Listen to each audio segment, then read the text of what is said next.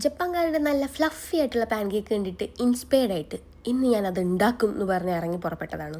തുടക്കമൊക്കെ ഭയങ്കര സ്മൂത്തായിട്ട് പോയി, ബട്ട് എവിടെയോ പാളി. അതെൻ്റെ സ്റ്റോറിയിലുള്ളതാണല്ലോ. കംപ്ലീറ്റ് ആയിട്ട് പാളിപ്പോയി എന്ന് പറയാൻ പറ്റില്ല.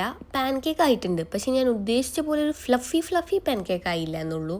എൻ്റെ ബലമായ സംശയം ഈ എഗ് യോക്കാണ് ഈ എഗ് വൈറ്റ് നല്ല ക്ലൗഡ് പോലെ ബീറ്റായി വരാത്തതിന് റീസൺ എന്ന്. കുറേ നേരം ബീറ്റ് ചെയ്തിട്ട് എനിക്ക് കൈയൊക്കെ വേദനിക്കുക. പിന്നെ എനിക്ക് ദേഷ്യം വന്നു.